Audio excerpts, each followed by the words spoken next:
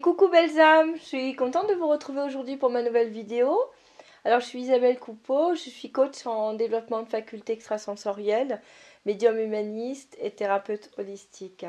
Aujourd'hui on va parler des anges encore un petit peu, vous savez que c'est mon domaine de prédilection. Et la question c'est pourquoi vouloir se connecter à ces anges? Qu'est-ce que ça peut nous apporter? Alors j'ai commencé très tôt. J'ai commencé très tôt dans mon parcours à travailler avec les anges. Cela m'a apporté beaucoup de ressources. C'est comme on peut apparenter ça à une foi, une religion pour certains. Moi, je suis beaucoup plus ouverte et j'aime pas trop segmenter les choses. J'aime beaucoup la liberté. Donc, j'ai pas vraiment envie de donner de nom. Je crois juste qu'effectivement, comme si l'énergie du Créateur, de Dieu, est décomposée en différentes vibrations et fréquences. Et certaines de ces fréquences appartiennent aux anges. Alors, ce que j'ai remarqué, c'est que la vibration des anges apporte une énergie primordiale et primaire qui s'appelle la joie. Premier point, c'est la joie. Il donne énormément de ressources, d'énergie. Ils vont nous aider à refragmenter notre âme, on le verra tout à l'heure. Mais premier point, c'est la joie. Lorsqu'on est abîmé, qu'on vient de vivre un drame, c'est pas toujours facile de retrouver le chemin de la joie. Et les anges, durant le sommeil, vont venir imprégner notre cœur de cette fréquence et de cette énergie. Alors, ils nous donnent des messages, bien sûr, que ce soit en claire connaissance, en claire audience, en clair senti. Ils sont là pour nous protéger. Ça, c'est le deuxième point. Ils apportent beaucoup de protection. Pour se sentir protégé, on a parfois, durant notre parcours d'enfant et même d'adulte, manqué de protection. Et ils vont nous aider à nous sentir protégés. Ça fait comme un cocon. C'est au-delà de l'énergie. C'est fort, c'est à l'intérieur de nous. On ressent une structure qui est beaucoup plus forte et beaucoup plus solide. Le troisième point, lorsque vous êtes attiré par ces lectures du genre, alors écoutez votre intuition. Pourquoi y aller? Parce que ça vous attire. Alors ça peut être un peu fantasque, on peut se demander dans quoi on tombe, parce que c'est pas très cartésien, c'est un petit peu original, on se demande où on va à croire à des choses qui n'existent pas. Essayez. Essayez, si vous êtes attiré par ce genre de lecture, de pratiquer, de leur demander et essayez d'apprendre à communiquer avec eux. Le troisième point, parce que les anges ont pour mission de vous réparer. Les anges, souvent, sont au chômage. Par exemple, quand on vient de vivre une épreuve, on a tendance à voir la philosophie du verre à demi plat, vide, pardon. Et moi, je vous invite à voir avec vos anges la philosophie du verre à demi plat. Parce que si on est licencié d'une place, peut-être qu'il y a quelque chose d'autre ailleurs qui peut être plus intéressant pour votre chemin de vie. Peut-être que votre âme, dans sa mission, a d'autres qualités qu'elle souhaite maintenant développer. Alors, il y a un court-circuitage et nous, avec notre ego, on va avoir le réflexe de dire mais c'est pas juste, j'étais bien dans ce travail-là.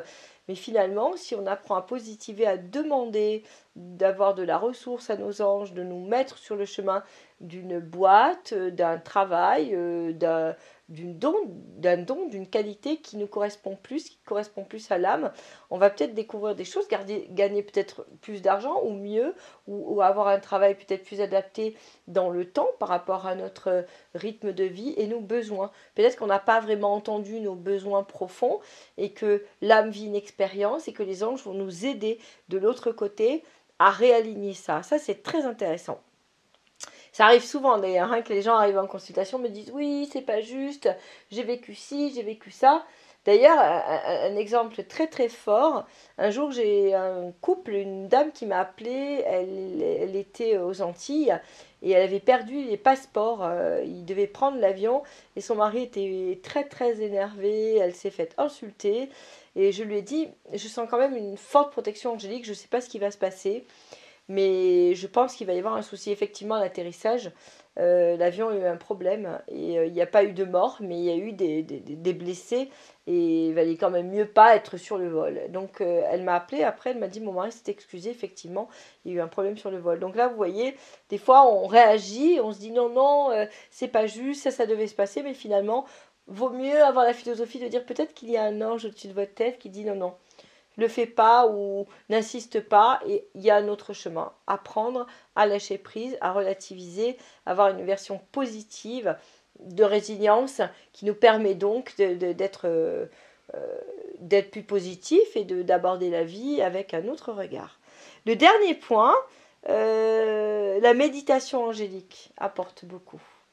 Apprendre à aller dans l'espace sacré de son cœur, voir ses anges, discuter, dialoguer avec eux apporte énormément. Alors, certains arrivent à avoir une discussion directe avec une clairaudience très développée, c'est possible, mais en méditation, ne serait-ce que le fait de se poser 10 minutes, un quart d'heure par jour, d'inspirer, d'expirer, de visualiser la couleur de votre ange, de l'appeler, de l'invoquer.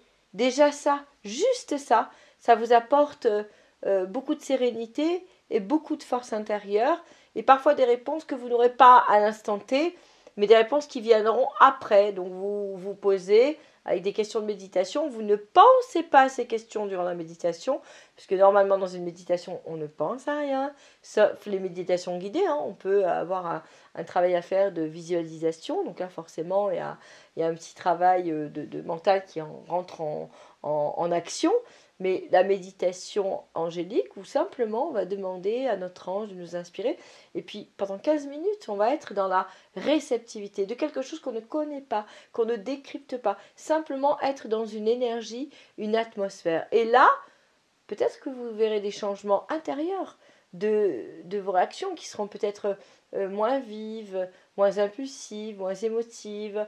Vous allez aborder la vie avec un autre regard et beaucoup plus de recul, de sagesse et de positivité. Je vous souhaite beaucoup d'amour dans votre vie. Les anges en revendent. Et ça, c'est un point important, l'amour. Retrouver l'amour de soi, l'amour des autres, du lien avec soi et du lien avec les autres. Ça, c'est le cadeau des anges et l'enseignement des anges. Je vous remercie de m'avoir suivi pour cette vidéo et je vous dis à tout bientôt. Et si vous le désirez, n'oubliez pas, abonnez-vous à ma chaîne YouTube et à ma page Facebook. Je vous dis à tout bientôt.